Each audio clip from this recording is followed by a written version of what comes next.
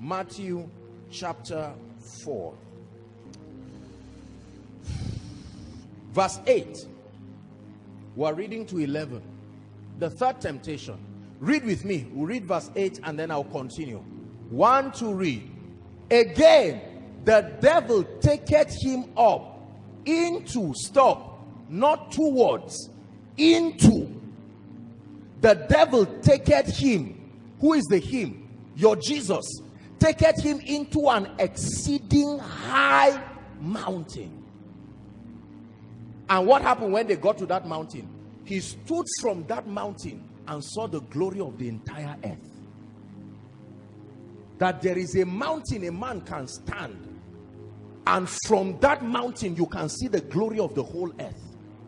This is the mountain that Satan took Jesus.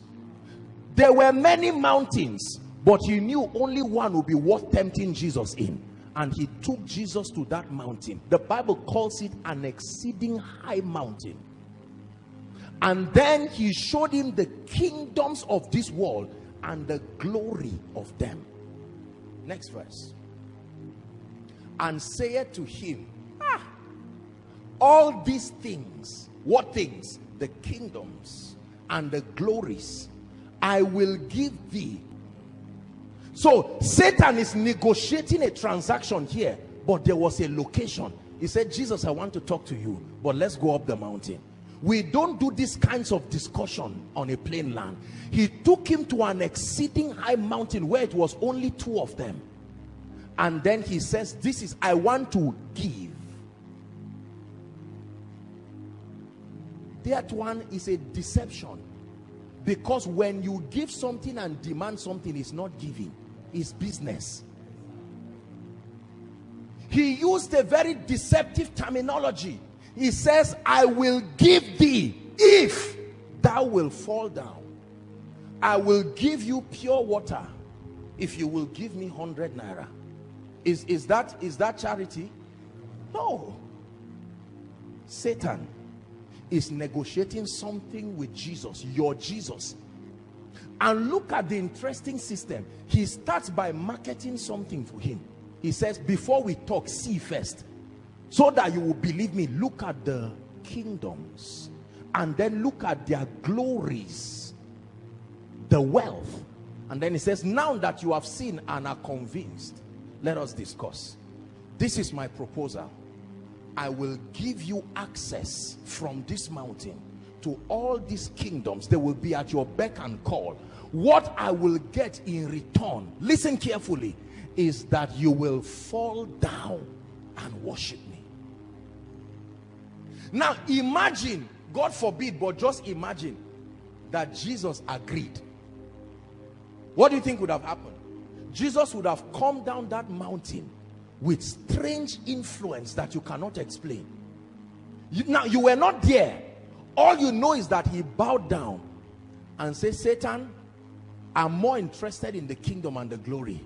O King Satan, I acknowledge you as my Lord. I give you my heart. And Satan says, okay, as I agreed. If Satan tempted Jesus, how many other people has he taken to that mountain to say, come, forget about this, let me show you how things happen in this earth. And then he says, look at this, I will give you these kingdoms and the glory, bow down to me. Not everybody will say no. Some people will say yes, and will say, this is the deal, here you have, go down. Immediately they go down. In 2 months their albums are all over the world, regardless of what they sing. And you say, my God, this guy is so skilled. No, something happened up the mountain. I pray that God will open your eyes to understand what I'm teaching you tonight. There are certain dimensions of the supplies of God that cannot happen by doing business with men. You must do business with spirits. I cast my crown before, listen, the highest royalty. Remember, that's what Satan wanted. Bow down and worship me. Satan has been obsessed with allegiance and loyalty. The kingdoms did not mean anything to him. The glories did not mean anything to him. But he knows that it is the system that men need. And so what he decided to do was to make sure that he has control of those systems, and then he will continue to call men to say, let us negotiate. What shall it profit a man if he gains the whole world? Question, where did that business happen? That he gained the whole world? Because that is a business terminology. What shall it profit a man if he gains the whole world? Where is the law? Show me where men gain the whole world. Do they gain it in a bank? Do they gain it in an investment house? Show me where men gain the whole world and give up their soul. That business, when you get there, the commodity is your soul versus the world. Not your product. Your soul and the world. Your soul and the world. Your soul and the world. Your soul and the world. So you now know that it says, I wish above all things that you prosper. But I hope your soul too was not lost while you are prospering. I hope that the way you prospered was God's own way. I know how you are prospered. When your soul does not prosper, it was exchanged for your wealth.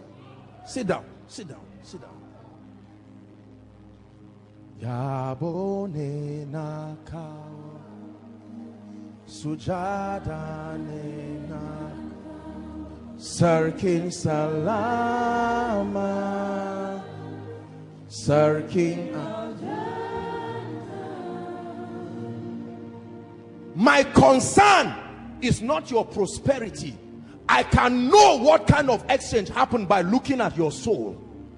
Immediately I look at your money, the next thing I should look at is your soul. If I find out that your spiritual life went down, there was an exchange that happened on the mountain. Whether you are aware or not, you have followed a system that has sold your soul.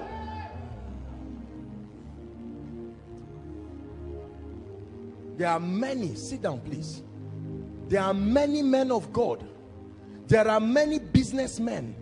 There are many captains of industry that received the world and sold their soul. This temptation Satan gave Jesus was not the last time he would give it. He has been giving it till today.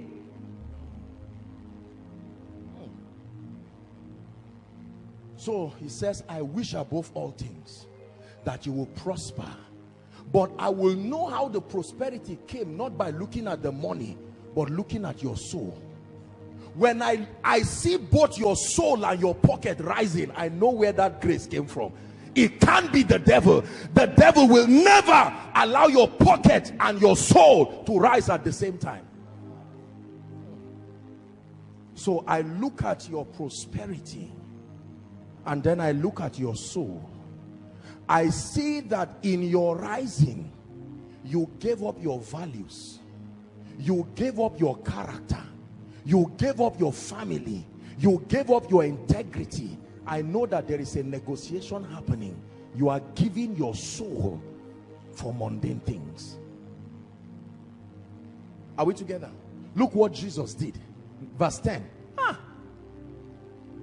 Jesus said, get thee hence, Satan, for it is written, thou shalt worship the Lord thy God, and him only shalt thou serve. What was Satan looking for? Allegiance. Satan does not need money. He does not want money.